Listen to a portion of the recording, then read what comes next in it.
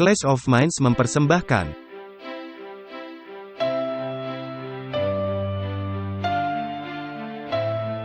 Walter Veith, Martin Smith,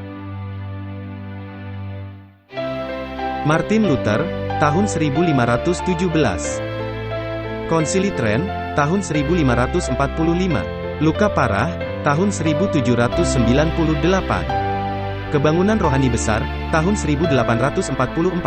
Ensiklikal Rerum Novarum, tahun 1891. Konsili Vatikan II, tahun 1962. Ensiklikal Laudato Si Perawatan Rumah Kita Bersama, tahun 2015.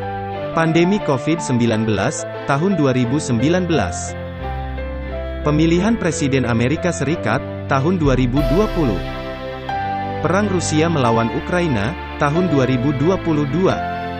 Perang Israel melawan Hamas, tahun 2023. WhatsApp Prof 180, batu sandungan bagi Yudaisme, Islam, Hindu, ateisme. Halo, dan selamat datang dalam episode lain WhatsApp Prof. Apa kabar, Martin? Baik-baik saja, kalau Anda? Saya juga baik-baik saja. Nah, kita akan terus lanjut. Dan ini kisah yang tidak berakhir. Ya, kita akan membicarakan batu sandungan. Martin, batu ini telah menjadi batu sandungan sejak adanya pemberontakan di sorga. Bahkan sebelum bumi ini diciptakan, batu itu telah menjadi sandungan. Bayangkan, berapa jumlah malaikat yang tersandung oleh batu itu? Sepertiga. Dan itu kemungkinannya miliaran. Itu miliaran. Martin, karena batu itu telah menjadi batu sandungan dan masih tetap menjadi batu sandungan, saya pikir kita perlu berdoa. Mari kita berdoa. Bapa kami di sorga, terima kasih untuk batu di mana kami bisa menaruh iman kami. Tolong kami menemukan siapa dan apa batu itu, agar kami tidak menolaknya. Tolonglah kami dan para pemirsa, dengan pencerahan Roh Kudus, dan tolonglah kami dalam memahami hal penting ini. Di dalam nama Yesus, kami sudah berdoa. Amin. Dalam Matius 21 ayat 42, Yesus berkata, "Belum pernahkah kamu baca dalam kitab suci, batu yang dibuang oleh tukang-tukang bangunan telah menjadi batu penjuru." Hal itu terjadi dari pihak Tuhan, suatu perbuatan ajaib di mata kita. Martin, batu sandungan ini, tentunya Yesus. Mereka menolaknya pada masa itu. Dan iblis berupaya sangat keras membuat umat manusia menolak Yesus di setiap zaman. Khususnya di zaman kita. Dan Alkitab mengatakan, pintu-pintu gerbang neraka tidak akan berhasil menentang kenyataan bahwa Yesus itu batu karang. Yaitu batu sandungan, bukan Petrus, melainkan Yesus Kristus. Martin, ini adalah topik yang sangat penting dan kompleks, karena begitu banyak orang disesatkan.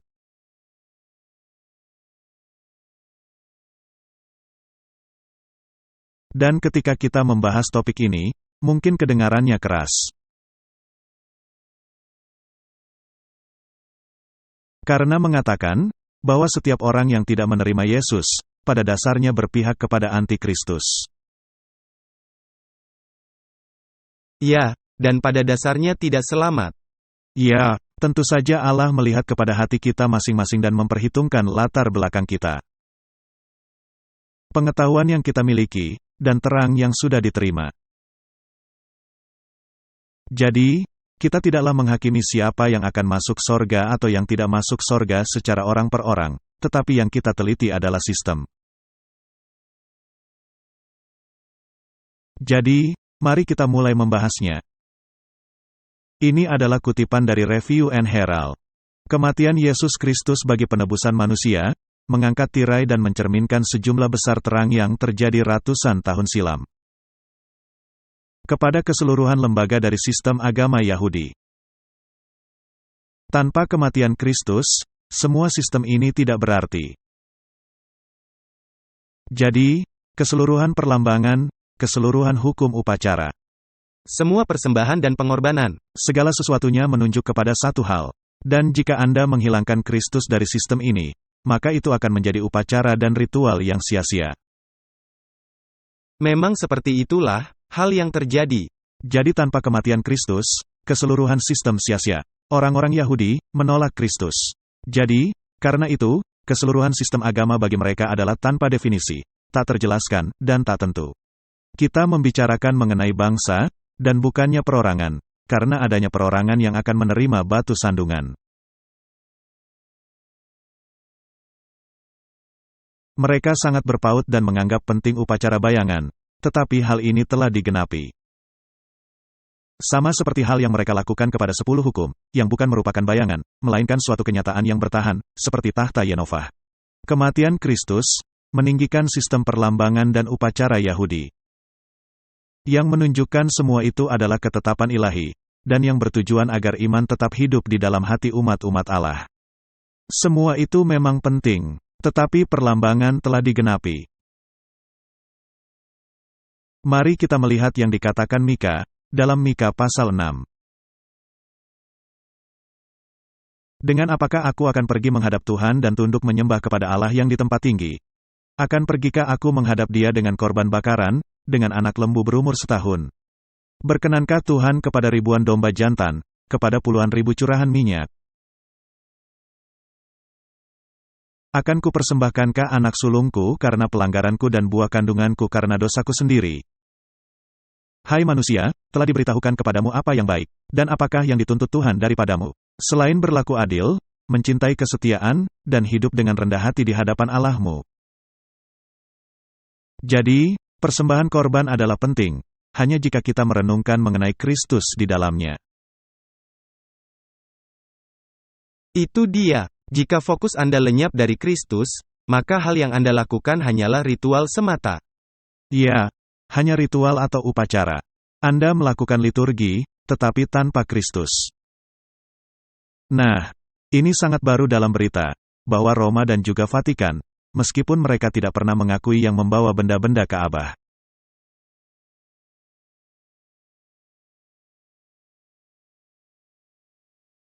Bersedia mengembalikan peralatan bait suci.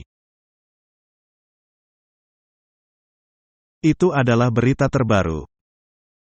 Baru-baru ini, setelah hari raya penting Yahudi, suatu artikel mendesak dituliskan di situs Israel 365 News. Mengenai seorang anggota parlemen terkenal Italia, yang tidak disebutkan namanya. Yang mengadakan Zoom meeting dengan Menteri Urusan Yerusalem dan Warisan, Amihai Eliyahu. Anggota parlemen Italia itu mengatakan bahwa Italia siap mengembalikan peralatan bait suci ke Israel dan bahwa waktunya adalah sekarang dalam pelaksanaannya. Reaksi di Israel telah sangat heboh. Apakah ini benar? Artikel ini menjadi viral di banyak komunitas dasar iman Yahudi dan Kristen. Jadi, Anda tidak bisa memisahkan dua hal tadi, Kristen dan satunya lagi. Khususnya sekarang. Iya, waktunya sekarang. Nah, apakah ini akan terjadi atau tidak? Hal yang menjadi kenyataan adalah, ini menimbulkan kehebohan keagamaan. Selanjutnya dikatakan, kabar baik dalam skenario ini, ialah posisi resmi Vatikan yang ada sekarang. Mereka tidaklah menegaskan atau menyangkal memiliki benda-benda bait suci zaman Herodes, seperti manorah, kaki dian emas, meja-meja suci, mezbah, jubah keimamatan, dan hal-hal seperti itu. Jadi, adanya diskusi dengan para pejabat tinggi dan pertemuan Zoom.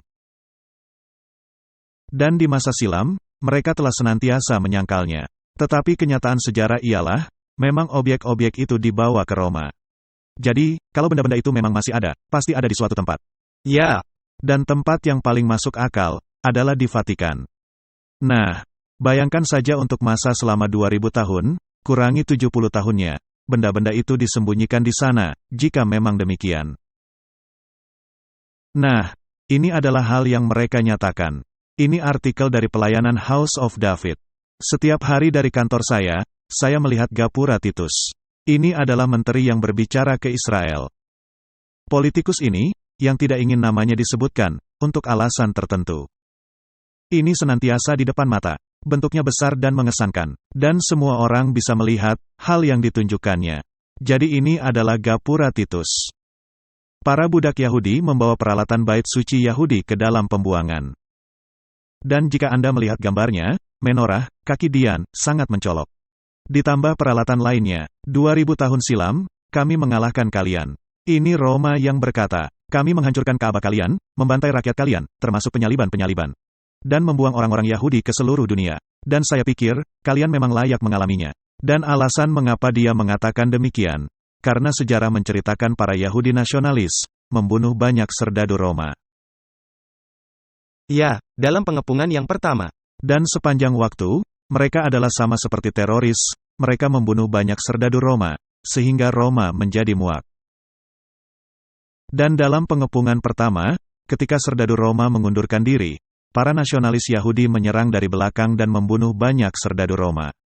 Itulah sebabnya Jenderal Titus kembali datang, dan menghancurkan Yerusalem. Jadi, tradisi Yahudi itu sendiri, menceritakan akan hal ini. 2000 tahun telah berlalu, dan sejak saat itu, kalian telah mengalami perubahan besar. Kalian telah kembali ke tanah Israel, dan saya pikir memang itu layak. Allah berjanji bahwa satu kali kelak, kalian akan kembali, dan waktu itu adalah sekarang ini. Martin, saya pikir mereka tidak memahami perlambangan. Mereka tidak memahami ayat, rumahmu ini telah ditinggalkan sunyi sepi. Benar, tetapi ini adalah kenyataan yang ada. Dan ketika Anda menerima paham dispensasi, pembagian waktu, ini merupakan hal yang dipercayai orang-orang. Bahwa akan ada dua pembagian waktu, yang satu berkaitan dengan orang-orang Yahudi, dan yang lainnya berkaitan dengan orang-orang Kristen. Tapi bagaimana dua hal itu bisa bersatu jika batu sandungan tidak dimasukkan ke dalam dua pembagian waktu itu? Itu tidak mungkin. Nah, di sini ada sebuah artikel akademis, yang diterbitkan oleh Akademia. Saya hanya menyajikan ringkasannya. Politik Tuhan di Tanah Suci. Paham Zionis Kristen dan paham keagamaan Zionis Yahudi. Martin, ini adalah sesuatu yang salah penyebutan, suatu hal yang bertentangan. Paham Zionis Kristen, ini adalah pernyataan bertentangan. Ya, karena Kristus tidak bisa masuk dalam kalimat itu. Jadi di mana Kristus? Apakah hanya setengahnya? Setengah lainnya, menolak dia. Ingat anggota Sanhedrin, yang berkata, kami tidak akan menerima Kristus. Kami lebih baik pergi ke Auschwitz. Dan kita telah menunjukkan video tersebut berkali-kali, sehingga tidak perlu kembali ditayangkan. Yang jelas orang Yahudi Ortodoks, tidak menerima Yesus Kristus. Dan ini bisa berarti, dia masih mempercayai adanya Kristus yang akan datang. Dan itu berarti kembali menyangkali Yesus. Benar.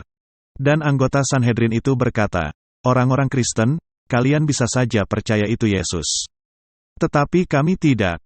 Kami tidak mempercayai itu Yesus. Kemudian paham Zionis Yahudi. Artikel ini fokus kepada intisari politik ketuhanan dari paham Zionis Kristen Amerika Serikat dan paham Zionis keagamaan Yahudi. Militansi politik memberi ciri kepada masa dua milenia pergerakan mesianik, seperti paham Zionis Kristen dan paham Zionis keagamaan Yahudi. Membentuk hal yang masih dalam penelitian dan di bawah aspek teoritis, bahwa pada masa sekarang ini adalah penting sekali, untuk membahas dampak segera dan jangka panjang hal yang sangat sensitif dan rawan topik Israel-Palestina. Dalam wilayah Amerika Serikat dan Israel, dan di dalam komunitas internasional yang lebih luas. Mereka sedang menanyakan, apa relevansinya akan hal ini? Mengapa adanya kehebohan politik? Mengapa mereka bersedia untuk berperang? Mengapa mereka bersedia tersangkut kepada semua gejolak ini? Apa masalahnya? Ini disebabkan karena dikaitkan kepada pandangan keagamaan. Dan pandangan keagamaan ialah bahwa bangsa Israel akan kembali ke Tanah Suci, dan bahwa Bait Suci akan kembali dibangun. Tetapi Yesus berkata, tempat ini akan sunyi sepi. Bait Suci merupakan tempat mempersembahkan korban. Ya, ini merupakan tempat mempersembahkan segala sesuatu kepada Kristus. Ya, dan sekali saja Kristus telah datang, dan memenuhi Bait Suci itu, dan mereka menolaknya. Dan ketika satu kali saja, persembahan telah diberikan, karena oleh satu korban saja, Kristus telah menyempurnakan persembahan korban untuk selamanya. Tidak ada lagi gunanya dalam persembahan korban, oleh karena itu tidak ada lagi gunanya peranan Bait Suci. Jadi, Bagaimana bisa orang-orang Kristen dan orang-orang Yahudi pada saat yang bersamaan, mengupayakan suatu pemikiran yang tidak alkitabiah?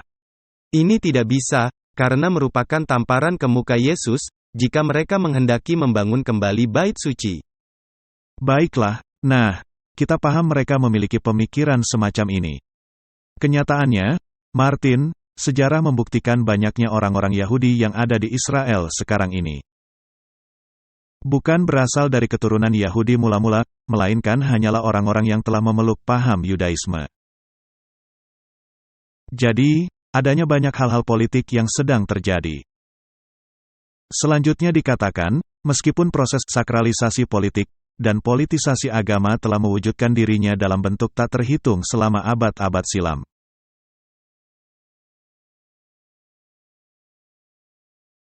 Paham Zionis Kristen dan paham Zionis Yahudi menjadi gejala yang luar biasa karena sifat hibridnya yang unik. Keutamaan politik dan jangkauannya memobilisasi himbauan di antara umat-umat percaya, keterampilan komunikasi organisasi dan derajat pembentukan institusi. Ini adalah suatu sistem sangat besar di mana pemerintah dan agama saling dikaitkan ke dalam suatu sistem politik keagamaan. Yang bersedia aktif secara militer, agar bisa menerapkan hal yang mereka percayai. Dan bukankah Alkitab mengatakan bahwa gereja dan negara akan bersatu? Ya, dan yang semestinya tidak boleh terjadi, karena tidak alkitabiah. Dan apakah gejala ini hanya terbatas kepada Amerika Serikat saja? Tidak, melainkan seluruh dunia. Dan karena Israel terlibat, siapa saja yang masuk ke dalam cara berpikir seperti ini akan terlibat. Apakah mereka tinggal di Eropa atau di negara manapun di dunia? Dan semua mata tertuju ke Yerusalem. Bagaimana dengan batu sandungan, Martin? Disisihkan. Baiklah. Ini kutipan lainnya, dari Home Missionary.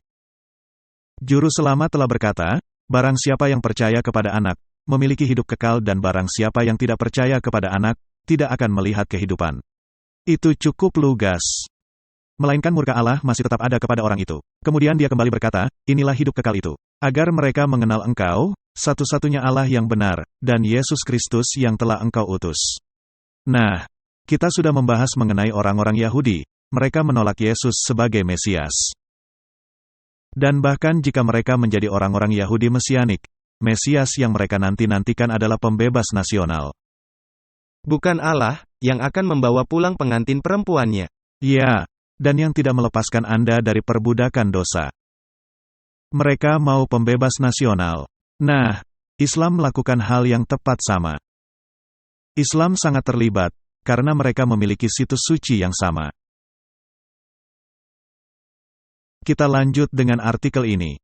Paham Muhammad memiliki banyak pemeluk di berbagai negara, dan para penganjurnya menyangkali keilahian Kristus. Haruskah iman ini disebarluaskan, dan para penganjur kebenaran gagal mewujudkan semangat berapi-api untuk meruntuhkan kesalahan? Dan mengajari manusia zaman dulu, satu-satunya juru selamat dunia. Oh, bagaimana kita memerlukan orang-orang yang akan menggali dan mempercayai firman Allah. Yang akan memberitakan Yesus ke dunia, dalam sifat ilahi dan sifat manusianya. Menyatakan dalam kuasa, dan penunjukan roh, bahwa tidak ada nama lain di kolong langit ini yang diberikan kepada manusia, yang olehnya kita beroleh keselamatan. Oh, bagaimana kita memerlukan umat-umat percaya, yang akan memberitakan Kristus dalam kehidupan dan tabiat. Yang akan meninggikan Kristus di dunia sebagai cahaya terang kemuliaan Bapa dan menyatakan bahwa Allah itu kasih. Pekabaran ini bertentangan langsung kepada paham Yudaisme dan bentuk modernnya, dan Islam. Karena dua-duanya menolak batu sandungan. Nah, itu tidaklah berarti bahwa kita anti orang-orang Islam, atau anti kepada orang-orang Yahudi. Kita tidaklah anti orang-orang, kita menentang sistem yang mesti dibeberkan. Ya, karena sistem Kristen memiliki aturan, yaitu bahwa Yesus merupakan satu-satunya jalan. Ini aturan Allah. Kita juga bisa membicarakan agama-agama lainnya. dan mereka akan tersinggung. Ini memang tidak bisa dicegah. Tetapi kita memerlukan semangat untuk memberitakan Kristus, dalam bentuk ilahi dan manusianya. Karena itulah cara satu-satunya agar diselamatkan. Martin, jika Anda sedang meluncur ke jalan kebinasaan. Dan saya berkata, temanku, engkau ada dalam jalan yang salah, Anda mesti mengambil jalan ini yang adalah jalan yang benar. Yang akan membawa Anda ke tempat yang benar. Maka apakah dengan begitu saya menjadi musuh Anda? Sayangnya, begitulah tanggapan dunia. Anda benar. Yang sebetulnya tidak seperti itu. Nah, hal ini sudah dibeberkan di waktu lampau, reformasi kembali membeberkannya. Ini adalah tulisan Martin Luther, orang-orang Turki itu sendiri. Maksudnya, sekarang ini adalah orang-orang Islam. Orang-orang Turki yang mempercayai hanya ada satu Allah, yang telah menciptakan segala sesuatu, membiarkan Kristus tetap menjadi seorang nabi. Dan mereka menyangkali bahwa Kristus adalah satu-satunya anak Allah yang sejati dan alami. Tetapi saya, puji Tuhan, telah belajar dari kitab suci, dan dengan pengalaman dalam ujian saya, pencobaan dan peperangan sengit melawan iblis. Bahwa artikel ini mengenai kemanusiaan Kristus adalah yang paling pasti dan meyakinkan. Karena tidak ada yang lebih dalam yang menolong saya dalam pencobaan spiritual saya. Selain penghiburan saya dalam hal bahwa Kristus, anak Allah yang sejati dan kekal, adalah menjadi daging tulang kita. Seperti yang dikatakan Rasul Paulus kepada jemaat Efesus dalam Efesus 5 ayat 30, karena kita adalah anggota tubuhnya, dari daging dan tulangnya. Kristus duduk di sebelah kanan Allah, dan menjadi pengantara bagi kita. Ketika saya memegang perisai iman ini, maka dengan segera saya mengusir si jahat, dengan semua panah apinya. Jadi, bahkan reformasi memberitahu kita, bahwa tidak ada jalan lain agar kita bisa diselamatkan, kecuali melalui Yesus Kristus. Ya, bahkan, saya pikir, mereka menegaskannya kembali dengan begitu jelas. Ya. Selanjutnya dikatakan, Allah sejak permulaannya, telah memegang erat artikel ini. Dan secara penuh kuasa membela hal ini, terhadap semua bidat, paus dan orang-orang Turki. Yang kemudian ditegaskan oleh banyak tanda-tanda mujizat, sehingga semua yang telah menentangnya, akhirnya dibawa kepada kebingungan. Dan dia benar, batu sandungan itu, masih ada. Dan ini masih menjadi batu pertentangan. Ya, tidak ada yang berubah. Tetapi kenyataan bahwa kita masih membicarakannya, itu berarti pintu-pintu gerbang neraka tidak berhasil menentangnya. Amin. Tentu saja. Martin, ini adalah artikel yang berasal dari sumber Mason, yaitu Conejo Valley Lodge. Dan ini merupakan artikel yang ditulis di tahun 2018, yang berjudul, Suatu Koneksi Luar Biasa Antara Paham Mason dan Israel. Nah, kita sudah pernah mengatakannya, dan ini sekarang merupakan sumber masonik yang memberi kita sejarah ini. Pada tanggal 2 November tahun 1917, Balfour menuliskan sepucuk surat luar biasa kepada seorang pemimpin Yahudi paling berpengaruh di Inggris, Lord Walter Rothschild. Nah tentu saja, hal ini didahului, dan dikatakan di dalam artikel oleh diskusi yang dilakukan Winston Churchill dan pemain peran yang terlibat.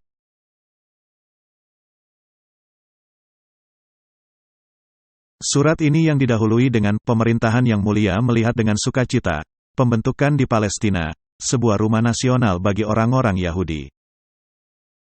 Yang menjadi basis legal untuk pembagian Palestina dan pembentukan suatu negara Yahudi. Martin, jika adanya pemisah, maka itu merupakan solusi dua negara. Nah, adanya banyak artikel dalam berita sekarang ini. Perang yang sedang berlangsung di Gaza, sesungguhnya membahayakan solusi dua negara. Mungkin mereka ingin Israel menjadi kembali bersatu, sehingga mereka bertekad apa yang akan menjadi politik dan keadaan religio-politik. Apakah itu akan terlaksana atau tidak? Ini menarik bahwa itu merupakan pemikiran mula-mulanya. Pada tanggal 19 November tahun 1947, tepat sebelum pengambilan suara penting di Perserikatan Bangsa-Bangsa mengenai pembagian Palestina, Weizmann terbang ke Washington, D.C. untuk melobi Presiden Amerika Serikat, Harry Truman. Setelah pertemuan singkat, Weizmann membujuk Truman yang ragu-ragu, untuk mendukung pembentukan sebuah negara Yahudi. Dan Truman terus melaksanakan rencana itu, dan sangat giat melobi sejumlah delegasi. Guna meyakinkan bahwa resolusi yang mendukung pemisahan akan menerima cukup suara, agar diluluskan. Dan pada tanggal 29 November tahun 1947, dengan 33 suara mendukung, 10 menentang, dan 13 tidak memberikan suara. Resolusi PBB nomor 181, menjadi landasan internasional bagi pembentukan negara Israel modern. Kemudian, mereka terus berkata, pada dasarnya semua para pemain peran terlibat. Mereka adalah para pejabat Mason. Jadi mereka bangga akan hal itu. Tepat sekali, itulah sebabnya, mereka menaruhnya di halaman web mereka. Ya, jadi itu adalah negara Masonik. Ini bukanlah negara yang berasal dari perintah ilahi. Ini sangat penting, agar orang-orang menyadarinya. Ini bukanlah penggenapan dari nubuatan Alkitab, ini hanya sekedar rencana yang dijalankan. Benar. Martin, jika itu memang kasusnya, maka mengapa demikian? Dan jika demikian, maka pastilah itu suatu tiruan. Dari mana hal itu berasal? Kita sudah mengatakannya berulang-ulang. Bahwa ini merupakan kegiatan kontra-reformasi dari Jesuit, untuk menyapu seluruh dunia ke dalam suatu penerimaan akan penafsiran keagamaan yang palsu.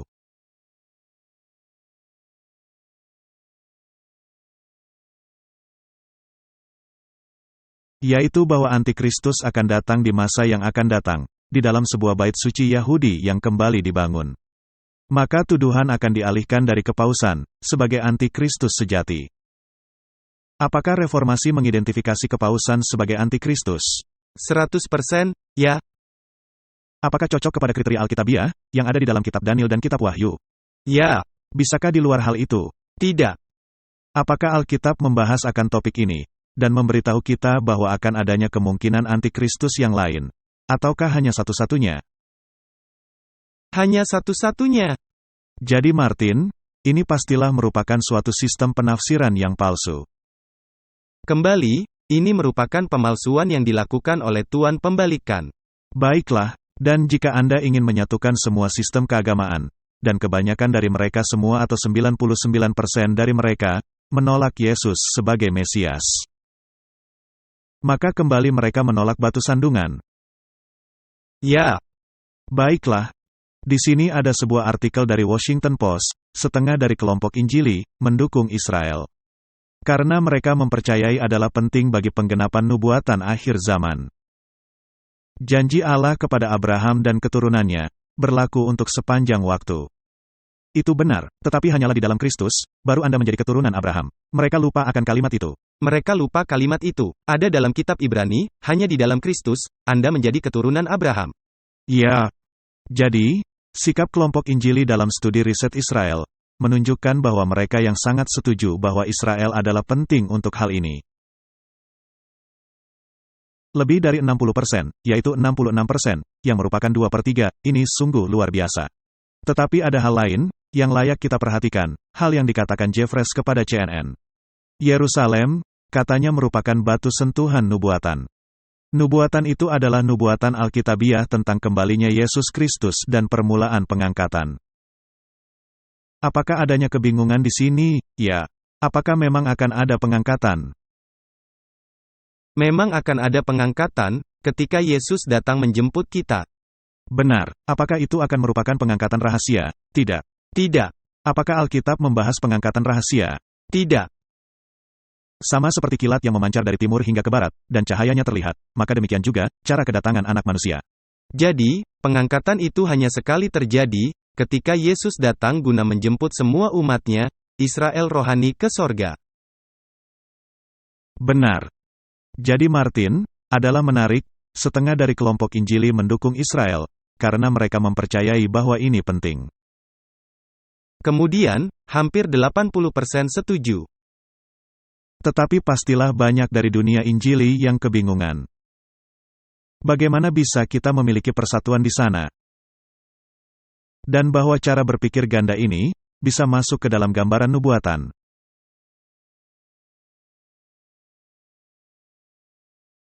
Nah Martin, jika paham Mason, menjadi alat dalam membuat keseluruhan sistem ini. agar bisa menggenapi gambaran hipotesis yang tidak alkitabiah, dan yang menggantikan gambaran alkitabiah.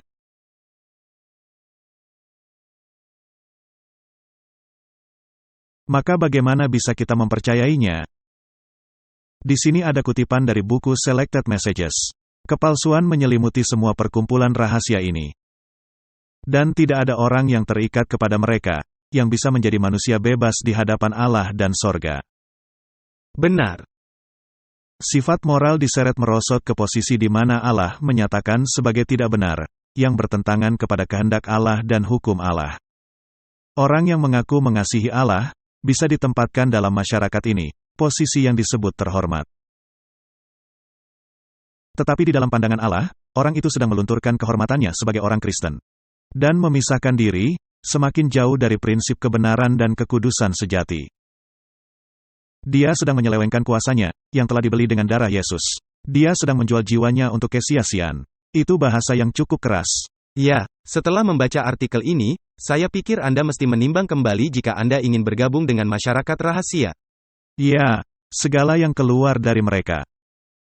Dalam pewahyuan dari penghakimannya yang benar, Allah akan menghancurkan perkumpulan ini, yaitu ketika majelis pengadilan dimulai dan kitab-kitab dibukakan.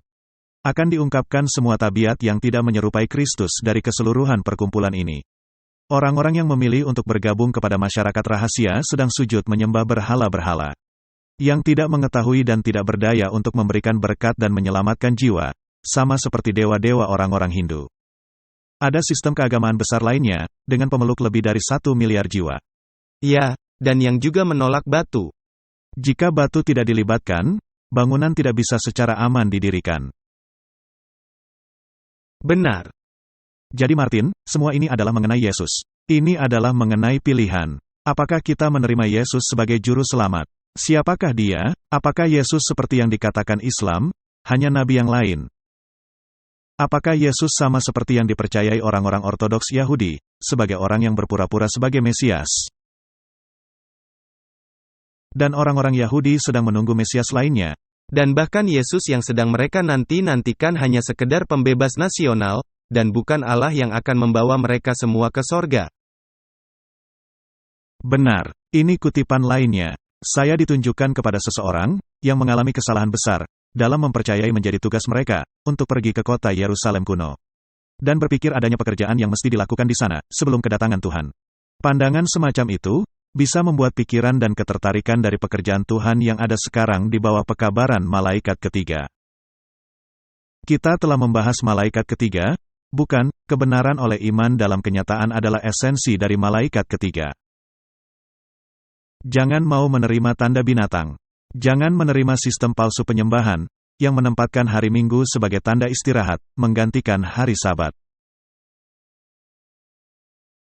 Karena orang-orang yang berpikir mesti pergi ke Yerusalem, pikiran mereka akan terpaku ke sana. Dan metode mereka ini, akan ditahan dari jalan kebenaran masa kini untuk menempatkan diri mereka dan orang-orang lain guna pergi ke Yerusalem. Saya melihat misi semacam itu, tidak akan menghasilkan sesuatu yang benar-benar baik. Dan ini akan memerlukan sejumlah waktu untuk membuat kelompok kecil orang Yahudi percaya. Bahkan seperti dalam kedatangan pertama Kristus, apalagi dalam kedatangan Kristus yang kedua. Saya melihat, setan telah benar-benar menyesatkan sejumlah orang dalam hal ini. Dan bahwa jiwa-jiwa di sekitar mereka di negeri ini, bisa ditolong mereka dan dipimpin kepada hukum Allah, tetapi mereka mengabaikannya menuju kepada kebinasaan.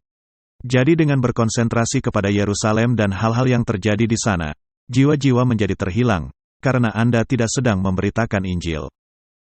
Kita telah menyebutkan hal ini beberapa kali, tidak boleh ada yang diistimewakan. Ketika kita mengistimewakan menjangkau orang-orang ini, atau mengistimewakan menjangkau orang-orang itu. Karena dengan begitu Anda mengabaikan kelompok yang lainnya. Apakah pekabaran dari batu sandungan ini? Apakah pekabaran itu mesti diberitakan kepada umat Islam? Ya. Apakah juga perlu diberitakan kepada penganut Yudaisme? Ya. Apakah perlu juga diberitakan kepada penganut paham Zionisme? Ya. Apakah perlu diberitakan kepada para penganut Hindu? Tentunya. Apakah perlu diberitakan kepada para penganut Kristen yang kebingungan? Ya.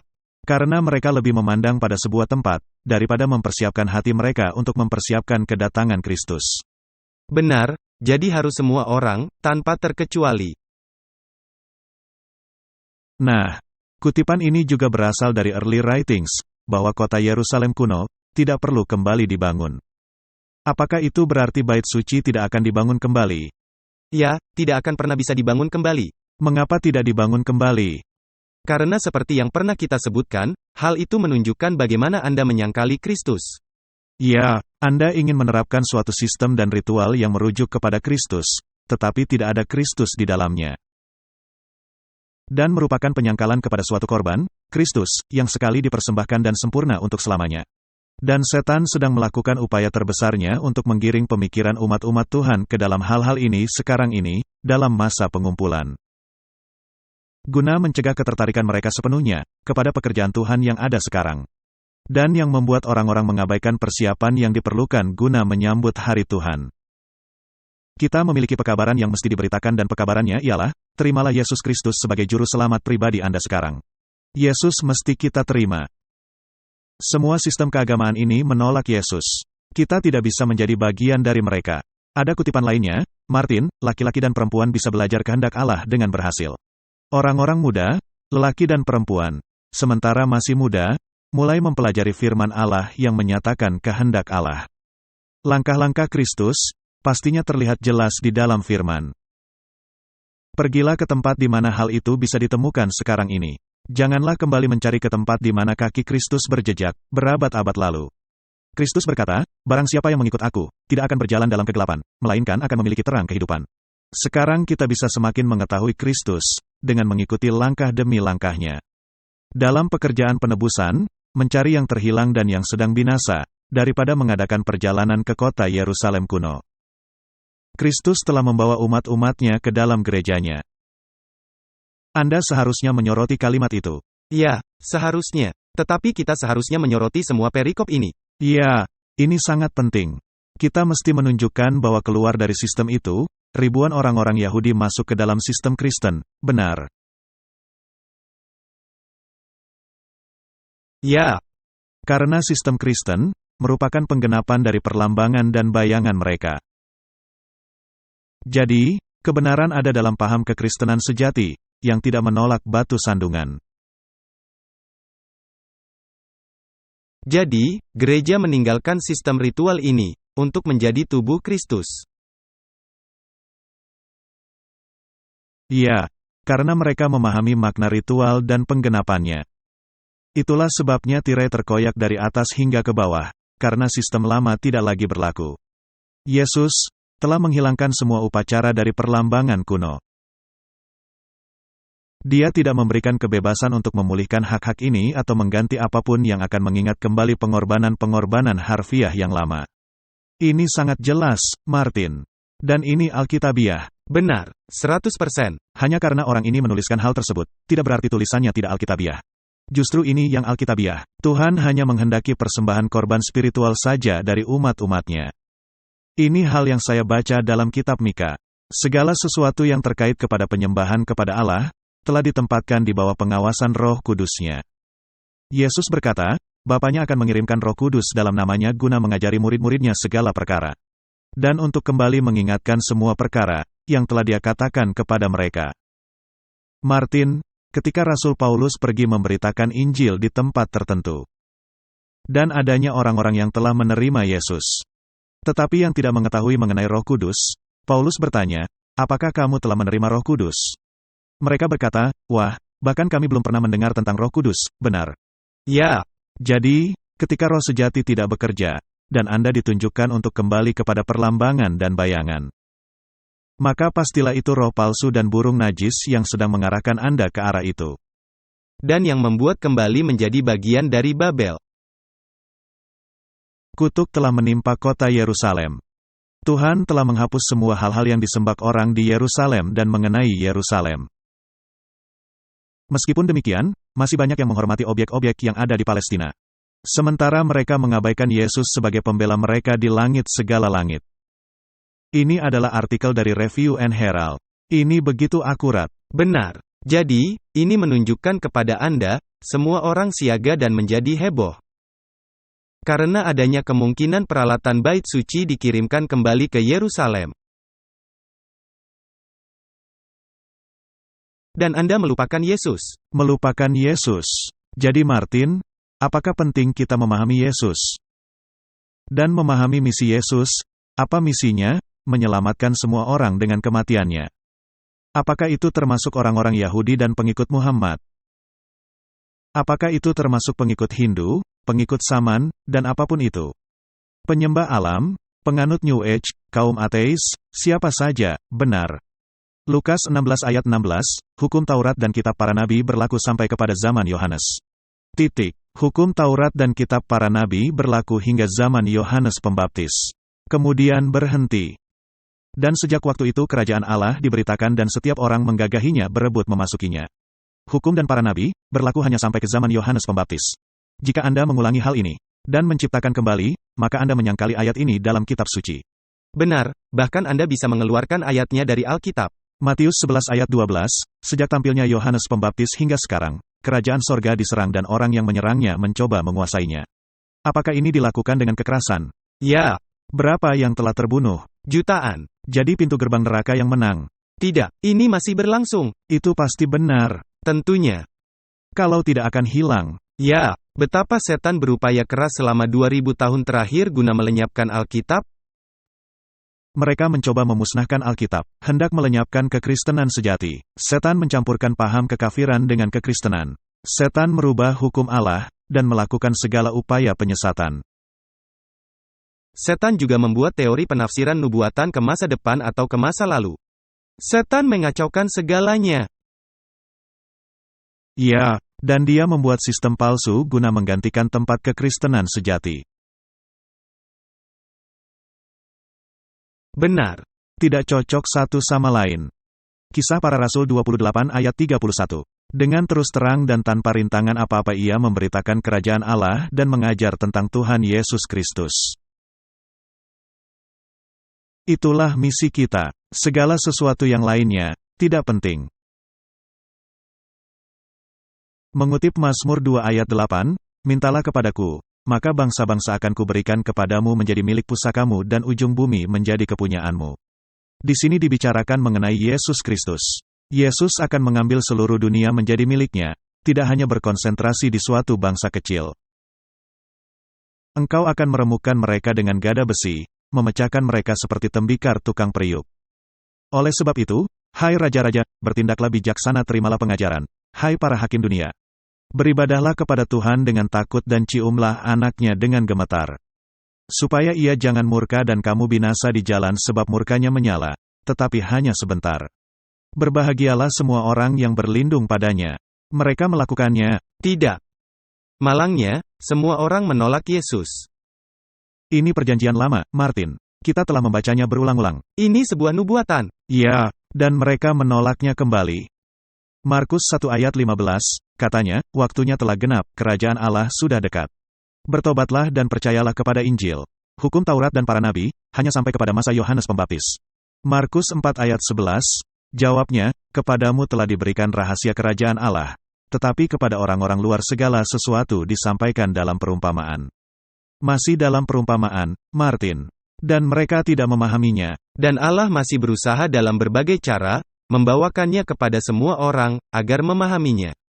Tetapi mereka masih menolaknya. Saya suka kepada gambar latar di belakang ini. Batu sandungan, menjadi jalan, kebenaran dan hidup. Yesus menuliskannya di pasir. Saya rasa Yesus masih menulis di pasir dan berkata, maukah engkau menyadari apa masalahmu? Masalahmu adalah hatimu yang berdosa. Bukankah demikian? Saya sangat setuju. Mazmur 110 ayat 4, Tuhan telah bersumpah, dan ia tidak akan menyesal, engkau adalah imam untuk selama-lamanya, menurut Melkisedek. Apakah Anda bisa meniadakan keimamatan ini? Tidak bisa, karena dia imam, sebelumnya dan untuk selamanya. Jadi keseluruhan konfederasi tanpa Kristus, akan dimusnahkan. Itu akan seperti abu, ketika batu karang itu menghantam kaki patung Daniel. Martin Luther berkata, Tuhan telah bersumpah, dan ia tidak akan menyesal. Engkau adalah imam. Ini merupakan kalimat paling mulia di keseluruhan kitab Mazmur, di mana Allah menyatakan bahwa Kristus akan menjadi uskup dan imam besar kita, yang tanpa henti-hentinya akan mengadakan pengantaraan kepada umat kepunyaannya, dan tidak ada imam lainnya selain dia. Tidak juga Kayafas, tidak juga Hanas, Petrus, Paulus ataupun Paus, melainkan hanya Kristus. Hanya Kristus. Karenanya mari kita berlindung di dalam Dia. Itulah Injil. Itu dinyatakan dengan sangat jelas. Pemikiran yang dimiliki reformer ini sungguh luar biasa. Dan para pengikut Martin Luther, mereka menyebut diri mereka Lutheran. Apakah mereka masih percaya? Mungkin, adanya perorangan yang masih percaya, tetapi sebagai suatu gereja, sebagai suatu denominasi, mereka tidak lagi percaya. Martin, jika mereka tidak lagi mempercayainya, maka Anda mesti memberitakan. Pergi keluar hai umat-umatku, dan bergabung dengan umat yang menuruti hukum-hukum Allah dan memiliki iman Yesus. Benar. Baiklah, siapa Yesus ini? Siapakah batu sandungan ini? Yesus adalah setara dengan Allah, tanpa batas dan maha kuasa. Yesus adalah anak yang ada sendiri dan kekal. Yang membuatnya menjadi Allah, benar. Tidak mungkin yang lain. Yesus berasal dari kekekalan. Sementara firman Allah membicarakan sifat manusia Kristus saat di bumi, firman Allah juga membicarakan secara tegas keberadaan Kristus sebelumnya. Firman itu ada sebagai makhluk ilahi, sebagai anak Allah yang kekal yang menjadi satu dengan Bapanya. Dari masa kekekalan, Kristus telah menjadi pengantara perjanjian. Di dalam Dia, semua bangsa di bumi, baik orang-orang Yahudi maupun non-Yahudi, jika mereka mau menerimanya, akan mendapat berkat. Firman itu telah bersama-sama dengan Allah, dan firman itu adalah Allah. Sebelum manusia dan para malaikat diciptakan, firman itu telah bersama-sama dengan Allah dan adalah Allah. Apakah itu Alkitabiah? Alkitabiah dan sangat jelas. Apakah Alkitab Saksi Yehova merubah hal itu dan mengurangi Kristus ke hanya makhluk yang diciptakan? Ya. Di dalam Kristus adanya kehidupan, murni, tidak dipinjamkan, tidak digadaikan. 1 Yohanes 5 ayat 12, barang siapa memiliki anak, ia memiliki hidup. Keilahian Kristus merupakan jaminan hidup kekal bagi umat percaya. Ini sangat penting, dan saya pikir mesti kembali diulangi. Keilahian Kristus merupakan jaminan hidup kekal bagi umat percaya. Saya mempercayainya, dan saya berharap semua orang akan mempercayainya, baik orang Yahudi maupun orang non-Yahudi. Dan kepada kita, Yesus berkata, "Akulah gembala yang baik. Aku adalah roti hidup. Aku adalah jalan, kebenaran dan hidup. Aku adalah aku, menjadi jaminan dari setiap janji. Aku adalah aku. Janganlah takut. Allah bersama kita, menjadi jaminan dari kelepasan kita dari dosa." Ini dari buku The Fight I Live By. Martin, apakah semua pernyataan ini ada dalam Alkitab? Ya. Apakah Yesus menjadi aku adalah aku? Maka Yesus adalah Yahweh. 1 Timotius 3 ayat 16, dan sesungguhnya agunglah rahasia ibadah kita. Dia, yang telah menyatakan dirinya dalam rupa manusia dibenarkan dalam roh, yang menampakkan dirinya kepada malaikat-malaikat. Diberitakan di antara bangsa-bangsa yang tidak mengenal Allah, yang dipercayai di dalam dunia, diangkat dalam kemuliaan. Ini merupakan ringkasan dari rencana keselamatan. Apakah manuskrip modern merubah hal ini? Malangnya, demikian. Martin, apakah Yesus menjadi batu sandungan? Ya, bahkan dalam gereja Kristen. Sungguh luar biasa. Kutipan lainnya, dari buku The Fight I Live By, Kristus menjadi satu dengan Bapanya. Meskipun demikian, Kristus bersedia turun tahta, seorang yang derajatnya sama dengan Allah. Agar bisa menyelesaikan tujuannya bagi bangsa manusia yang jatuh dalam dosa, Kristus menjadi tulang seperti tulang kita, dan daging seperti daging kita. Betapa jauhnya perbedaan antara keilahian Kristus dengan bayi tak berdaya di palungan Bethlehem. Bagaimana bisa kita menghubungkan jarak antara Allah yang Maha Kuasa dengan bayi tak berdaya? Apakah setan berusaha membunuh bayi tak berdaya itu? Ya. Apakah berhasil? Tidak. Meskipun demikian, Pencipta dunia-dunia, di mana dalam dirinya berdiam segala kepenuhan Allah, diwujudkan dalam bayi tak berdaya di palungan. Jauh lebih tinggi dari malaikat manapun, setara dengan Allah, dalam keagungan dan kemuliaan, meskipun demikian mengenakan jubah kemanusiaan. Keilahian dan kemanusiaan, secara misterius digabungkan. Dan manusia dan Allah menjadi satu. Apakah sistem keagamaan memerangi akan hal ini? Tentunya. Seperti yang saya sebutkan, bahkan dalam paham kekristenan, mereka ingin membuat Yesus kurang setara dari Allah yang kekal itu sendiri. Saya mempunyai sebuah buku Al-Quran khusus. Yang di dalam kata-kata pendahuluannya, ada pernyataan yang merendahkan mengenai keilahian Kristus, yang membuat Anda gemetar. yang menyatakan bahwa semua orang yang mempercayai keilahian Kristus akan dibinasakan. Martin, apakah Kristus masih menjadi hal pertentangan? Apakah Kristus masih menjadi batu sandungan? Kutipan lainnya dari Signs of the Times. Kristus menunjukkan bahwa meskipun orang-orang bisa beranggapan umur Kristus kurang dari 50 tahun, kehidupan keilahiannya tidak bisa dihitung memakai perhitungan manusia. Keberadaan Kristus, sebelum inkarnasi, penjelmaannya, tidak bisa diukur dengan angka-angka. Kehidupan, yang murni, tidak dipinjam, tidak digadaikan. Saya katakan saya akan mengulanginya. Keilahian Kristus menjadi jaminan hidup kekal, bagi umat percaya. Entah Anda memiliki Kristus, atau tidak memiliki Kristus. Dan sungguh luar biasa, upaya setan dengan setiap panah yang ditembakkan, agar keyakinan Anda kepada keilahian Kristus, remuk.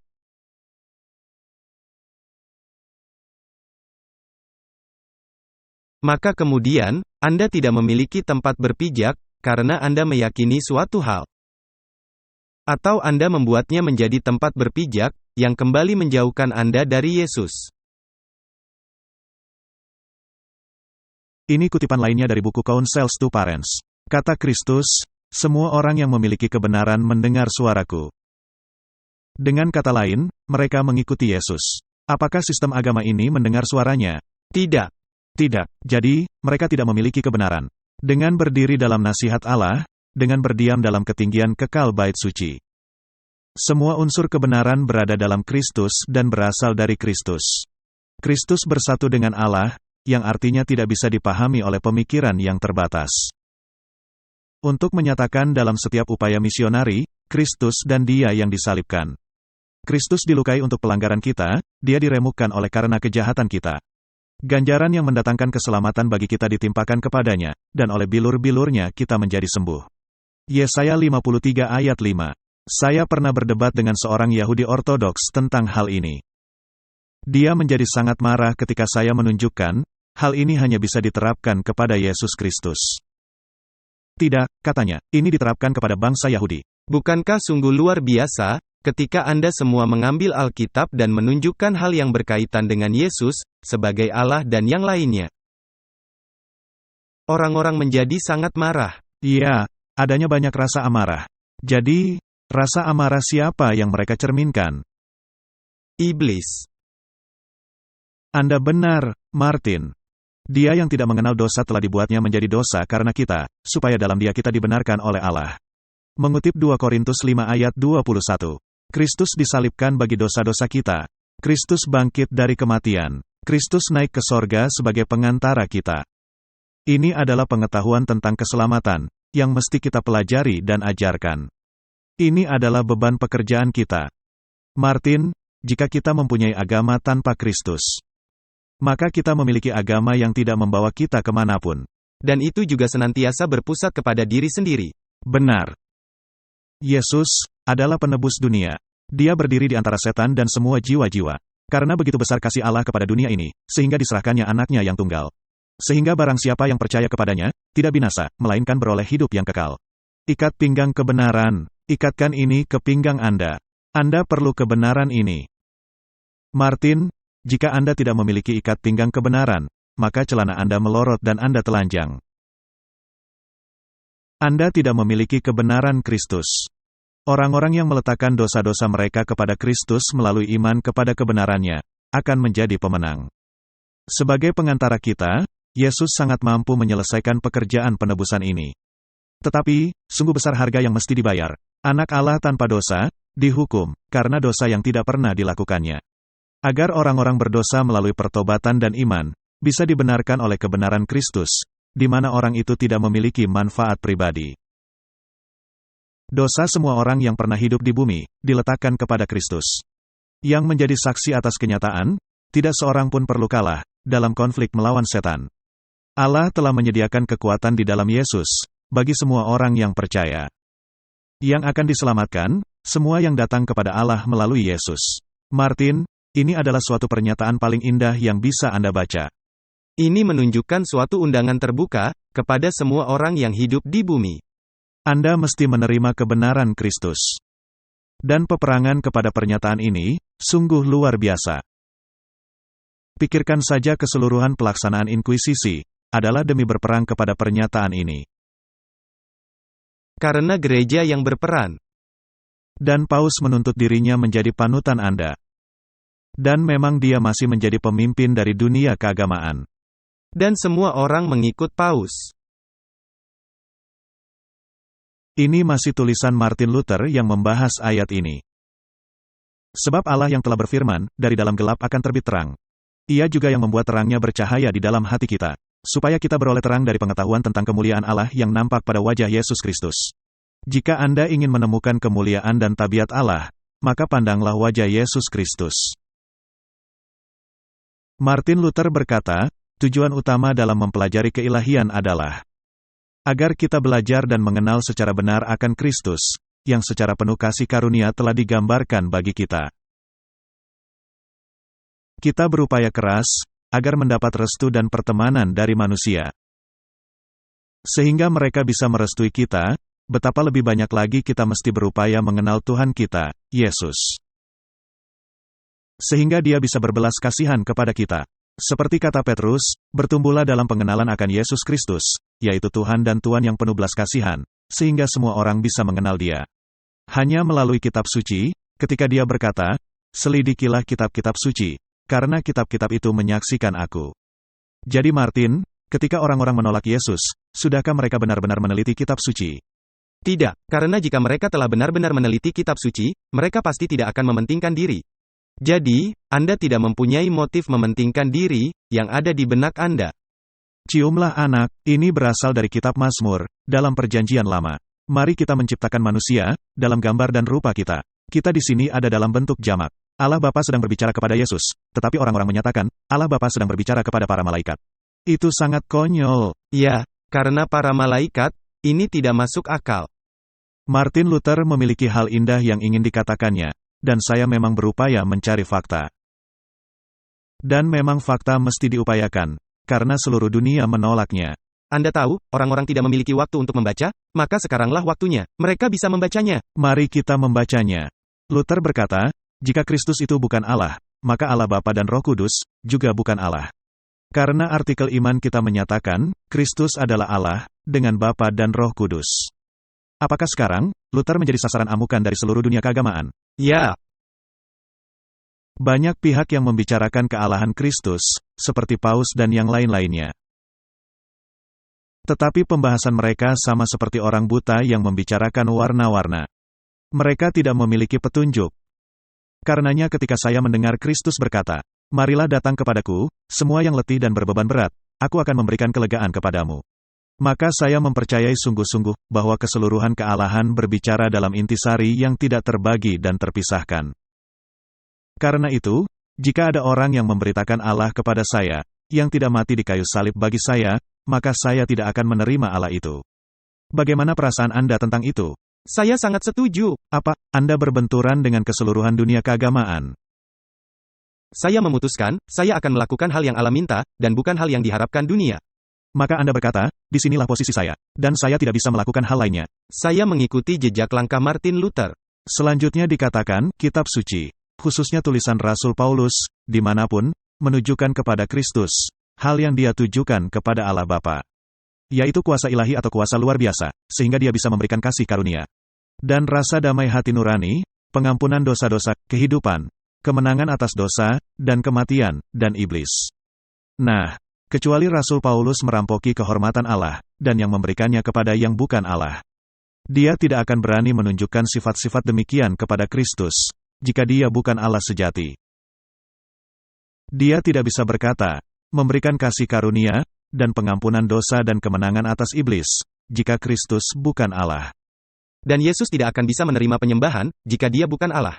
Apalagi Thomas yang tersungkur di kaki Yesus, seraya berkata, Tuhanku dan Allahku. Lalu dia mengutip kitab Yesaya dan berkata, dan Allah sendiri berkata, aku tidak akan menyerahkan kemuliaanku kepada lainnya. Dan memang tidak ada manusia yang bisa memberikan kemuliaannya kepada orang lain, yang bukan miliknya sendiri. Yesus mati di kayu salib karena menjadi nyata bagi semua orang bahwa dia mengaku sebagai Tuhan. Benar. Dan dia membuktikannya melalui kebangkitannya. Ya.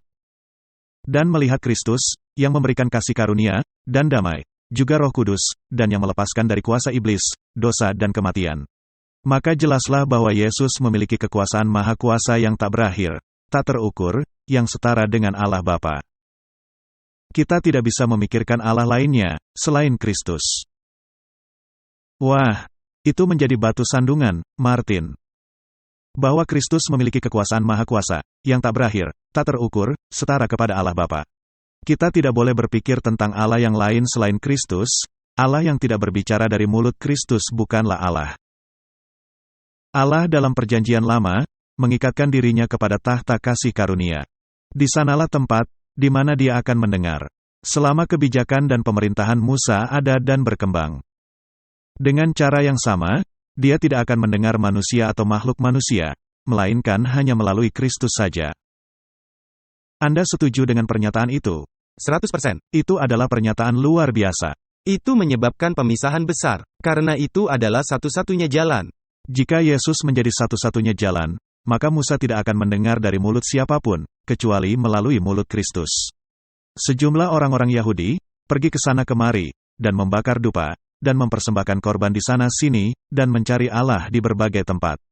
Dan yang tidak menganggap kemas suci, demikian juga sekarang ini, kita mencari Allah di mana-mana. Tetapi yang tidak mencarinya di dalam Kristus, maka kita tidak menemukannya dimanapun. Martin, apa artinya hal itu kepada sistem keagamaan? Mereka semua terhilang. Jadi, Martin Luther memiliki pemikiran yang luar biasa. Nah, saya menerima Kristus sebagai akibat firman. Jauh-jauh hari sebelum saya membaca pernyataan ini. Ini pertama kali saya membaca pernyataan ini. Pernyataan ini tidaklah mempengaruhi saya dalam pemikiran saya sama sekali. Tetapi ini menegaskan saya dalam pemikiran saya. Saya juga setuju dengan pernyataan ini, karena pemikiran saya sama dengan pernyataan ini melalui mempelajari Alkitab. Nah, mari kita membaca hal yang menyedihkan. Hal yang sangat menyedihkan. Tetapi Martin Luther kembali benar. Tetapi sayangnya, ada hal yang salah. Agak menyedihkan Luther, tetapi di sini harapan Anda dihancurkan. Iblis memiliki roh licik dan kuat, yang bisa menakut-nakuti. Dan dengan panah apinya bisa menarik umat-umat Allah yang baik dan saleh, dari penghiburan yang unggul. Dan yang membuat mereka memikirkan hal mendalam tentang Kristus. Bahwa Kristus bukanlah imam besar, melainkan memberikan keluhan tentang manusia kepada Allah. Bahwa Kristus bukanlah uskup untuk jiwa mereka, melainkan merupakan hakim yang kejam dan marah. Iblis mengusahakan segala cara untuk menyalah tafsirkan tabiat Kristus. Tuhan berkata kepada Kristus, memerintahlah di tengah-tengah musuhmu. Di lain pihak, iblis menyatakan dirinya sebagai pangeran dan Allah dunia ini. Karenanya ia menjadi musuh bebuyutan bagi Kristus dan firman-Nya, dan kepada umat yang mengikuti firman itu dengan tulus, dan tanpa tipu daya.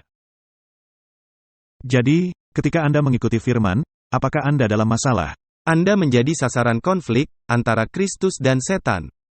Dan kembali, Anda tidak bisa berada di tengah-tengah, Anda akan remuk. Anda mesti menerima yang satu atau yang lainnya. Selanjutnya dia berkata, tidaklah mungkin bagi Yesus Kristus dan iblis untuk berada di bawah atap yang sama. Itu hal yang baru Anda katakan. Yang satu mesti menyerah kepada lainnya, iblis kepada Kristus. Orang-orang Yahudi dan para rasul, untuk sementara waktu berada di bawah atap yang sama. Dan orang-orang Yahudi menyerang dan menganiaya rasul-rasul, dan para pengikutnya. Tetapi setelah itu, mereka sendiri dibuang oleh orang-orang Roma. Kemungkinan kecil, kelompok Lutheran dan kelompok Kepausan bisa bersama-sama. Satu kelompok mesti menyerah, dan oleh berkat dan pertolongan Allah, kelompok ini pastilah kelompok Kepausan. Maaf Martin Luther, kami memberitahu Anda 500 tahun setelah peristiwa tersebut. Kelompok Lutheran telah menyerah, dan duduk di konsili Oikumene, dan telah menandatangani deklarasi bersama tentang pembenaran. Jadi, para pengikutmu telah menyerah. Sebagai suatu lembaga, Martin Luther. Tetapi adanya perorangan di dalam gereja Anda, yang engkau bentuk di bumi ini, yang akan menerima bahwa Yesus Kristus itulah jalan, dan kebenaran, dan hidup. Satu-satunya jalan, dan yang akan memisahkan diri dari semua lembaga ini, yang telah membuatnya lebih kecil dari yang seharusnya. Bayangkan saja Martin, hanya dengan mengambil seorang manusia dan meninggikan otoritasnya, melebihi otoritas Yesus Kristus. Bukankah itu suatu pelanggaran? Ya. Dan agama lainnya, melakukannya dengan dirinya sendiri. Kita telah melihatnya dalam ceramah yang sebelumnya. Anda adalah Allah. Anda ilahi. Sungguh sulit dipercaya. Ini ada kutipan lainnya dari Martin Luther. Amarahnya sungguh kejam yang melahap anak Allah dan umat manusia. Saya pernah melihat seekor serigala yang mengoyak-ngoyak domba. Ketika serigala masuk ke dalam kawanan domba, dia tidaklah memakan satu pun, hingga dia telah membunuh semuanya. Kemudian dia mulai makan, ingin melahap semuanya. Demikian juga dengan iblis. Iblis juga berpikir, ingin memegang Kristus dan setelah itu menyambar murid-muridnya. Tetapi kebodohan iblis ialah dia tidak melihat bahwa dia sedang berurusan dengan anak Allah. Dia tidak tahu, pada akhirnya itu akan menjadi kekecewaannya. Akan terjadi, iblis menjadi takut kepada bayi dalam palungan. Karena ketika dia mendengar nama Yesus yang diucapkan dalam iman yang sejati, dia tidak bisa bertahan. Iblis akan memilih berlari menuju api, daripada tinggal bersama Kristus. Karenanya, benarlah hal yang dikatakan, benih perempuan itu, akan meremukkan kepala ular. Sehingga iblis tidak bisa bertahan, atau mendengar, atau melihat Yesus Kristus. Martin, Kristuslah yang akan menjadi pemenang. Mengapa tidak memilih di pihak yang akan menang?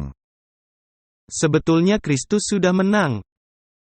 Kristus telah menang melawan setan, di padang belantara, di kayu salib, dan akan segera datang menjemput umat-umatnya. Ya, Kristus telah menang di padang belantara, dan membayar dosa-dosa kita di kayu salib. Dua hal itu disangkal oleh sistem agama yang ada. Martin, ini adalah hal yang mesti kita pahami. Jika kita tidak berpaut kepada Kristus, maka agama kita sia-sia. Lanjut Martin Luther, tidak ada hal yang lebih pasti selain hal ini. Orang yang tidak berpaut kepada Kristus melalui iman, dan menenangkan dirinya bahwa Kristus telah menjadi kutuk bagi orang itu, akan tetap berada di bawah kutuk. Lenyap sudah seluruh paham Katolik. Benar. Jadi ketika Anda tidak mengizinkan Kristus memikul dosa-dosa Anda, maka Anda memikulnya sendiri. Ya. Itulah sebabnya mereka memiliki alam penyucian, purgatori. Dan hanya Paus yang bisa meringankan penghukuman Anda. Itu adalah sistem yang tidak masuk akal. Dan yang sama sekali menyangkal kisah Alkitabiah. Semakin kita berupaya melalui perbuatan, guna memperoleh kasih karunia, semakin kecil kita tahu bagaimana berpaut kepada Kristus. Karena ketika Kristus tidak kita kenal dan kita pahami oleh iman, maka tidak ada hal yang bisa diharapkan, apakah itu nasihat, pertolongan, atau penghiburan, meskipun kita menyiksa diri kita sendiri sampai mati. Dan itu yang dilakukan Luther, sebelum menyadari bahwa Kristus menjadi juru selamatnya, dia menyiksa dirinya sendiri.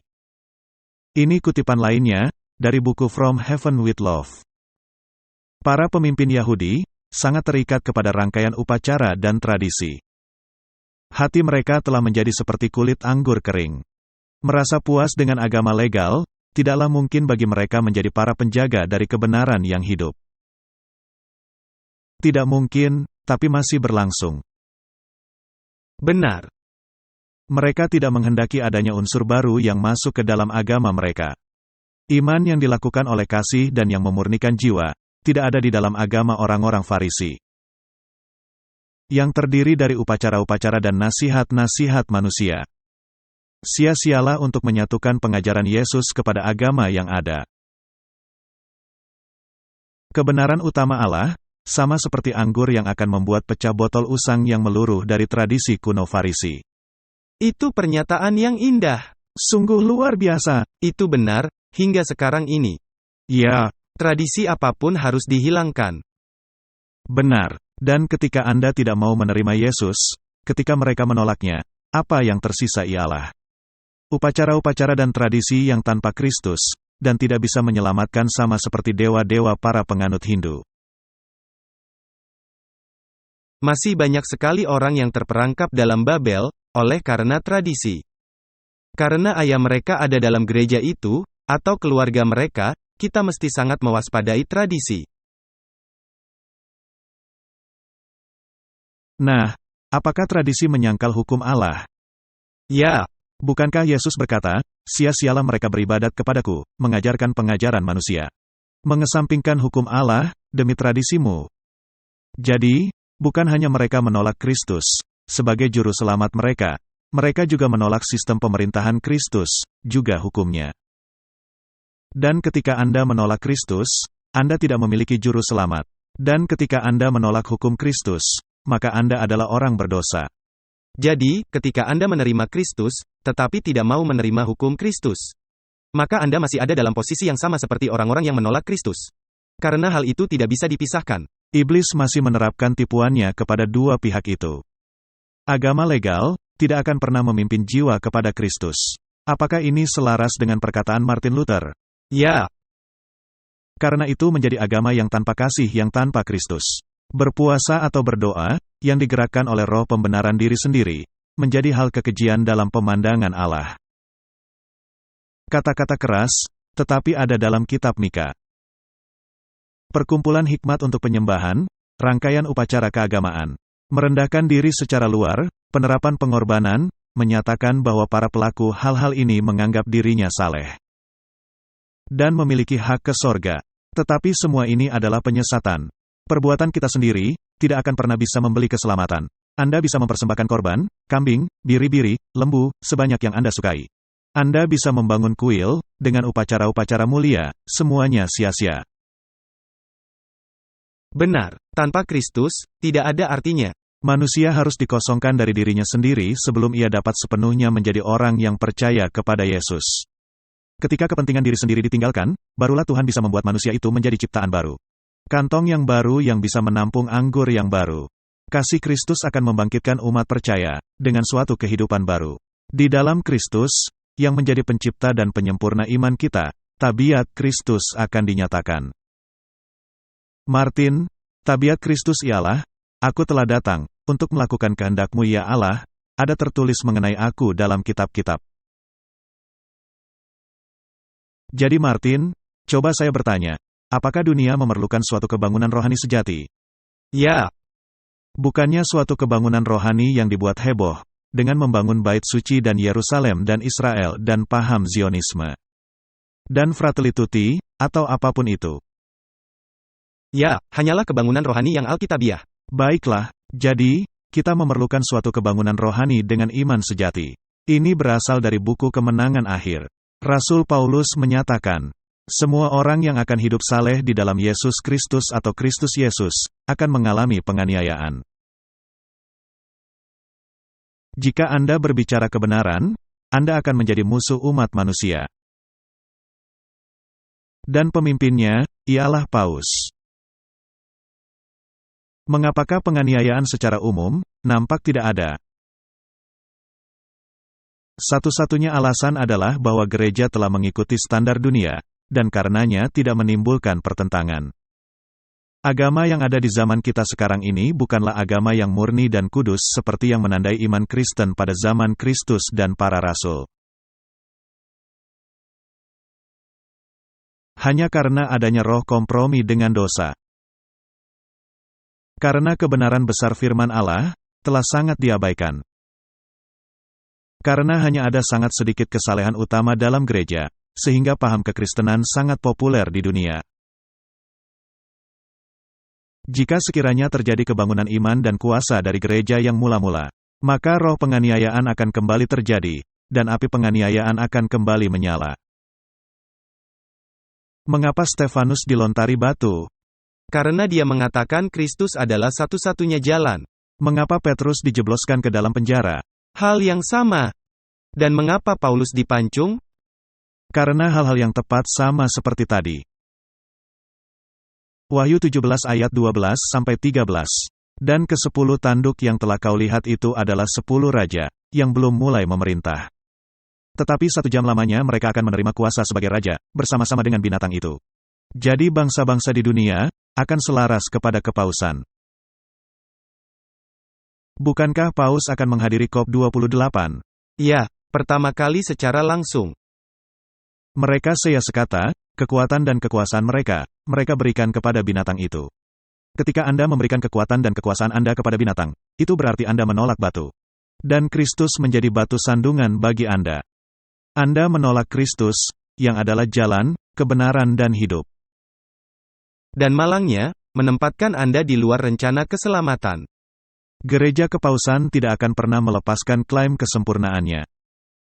Segala hal yang telah dilakukannya dalam penganiayaannya kepada orang-orang yang menolak dogmanya, tetap dianggapnya benar. Dan tidakkah dia akan kembali mengulangi tindakannya yang sama, ketika kesempatan tersedia kembali? Jika sekiranya, pembatasan yang diterapkan oleh pemerintahan sekuler dihilangkan dan Roma ditempatkan dalam kekuasaan yang sebelumnya, maka akan dengan cepat, terjadi kembali tirani dan penganiayaannya.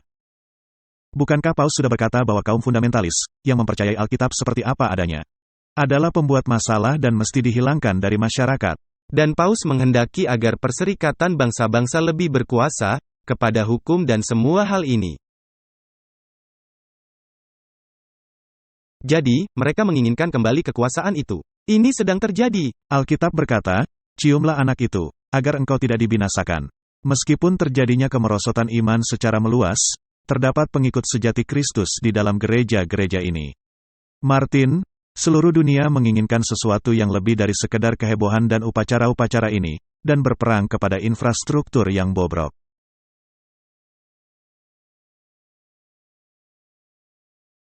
Sangat bagus sekali. Jadi, adanya orang-orang di banyak gereja, dan mereka mencari terang dari semua kegelapan ini. Sebelum dicurahkannya penghukuman terakhir Allah ke atas bumi, akan terjadi kesalehan seperti zaman kuno di antara umat-umat Tuhan. Yang belum pernah disaksikan sejak zaman rasul-rasul. Roh Allah akan dicurahkan, dan banyak orang akan memisahkan diri dari gereja-gereja ini. Di mana cinta akan dunia ini telah menggantikan cinta kepada Allah dan firman-Nya. Banyak hamba-hamba Tuhan dan orang-orang akan dengan sukacita menerima kebenaran besar itu. Yang akan menyiapkan orang-orang bagi kedatangan Kristus kedua kali. Martin, saya ingin sekali menghimbau kepada gereja-gereja Kristen, kembalilah ke akar. Sekarang, tidak ada waktu seperti sekarang. Kita ada di akhir. Pekabaran kita tidaklah berubah sejak dari hal yang dikatakan Petrus di peristiwa Pentakosta. Dan dia menuduh orang-orang Yahudi, bahwa mereka telah menganiaya dan membunuh umat yang benar. Dan kita mesti melakukan hal yang sama. Kita mesti memberitakan kepada dunia bahwa pribadi yang mereka tolak, batu sandungan ini, adalah satu-satunya jalan menuju kepada keselamatan. Kemudian kita bisa berkata, dia yang menyaksikan hal-hal ini, berkata, sesungguhnya, aku datang dengan segera. Amin. Datanglah, Tuhan Yesus. Kita berada di saat sebelum kedatangan Kristus. Bukankah sekarang waktunya, kita memeluk Dia? Tidak ada waktu lainnya, seperti waktu sekarang. Benar, mari kita berdoa. Bapa kami di sorga. Dunia sedang menuju kepada kebinasaan. Mereka sedang berlari dengan sangat cepat, menuju ke jurang. Dan engkau sedang mengulurkan tanganmu, sama seperti engkau melakukan kepada orang-orang 2000 tahun silam, dengan berkata, marilah kepadaku, semua yang berbeban berat, dan aku akan memberi kelegaan kepadamu. Kami sedang memikul beban berat. Kami memerlukan istirahat itu. Tolonglah kami untuk memeluknya, untuk memeluk kebenaran Kristus. Dan untuk menerima bahwa tidak ada jalan lain guna diselamatkan, kecuali oleh batu sandungan ini. Yang telah ditolak 2000 tahun silam, dan yang kebanyakan orang ingin kembali menolaknya sekarang ini. Berikanlah kami hikmat dan kuasa Roh Kudus, agar membuat keputusan yang benar. Inilah yang menjadi doa kami. Amin. Diproduksi oleh Clash of Minds.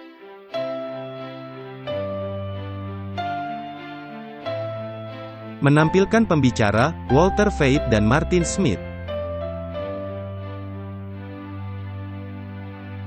Ucapan terima kasih yang tulus untuk dorongan semangat, doa-doa, dan sumbangan finansial melimpah. Untuk detail kontak.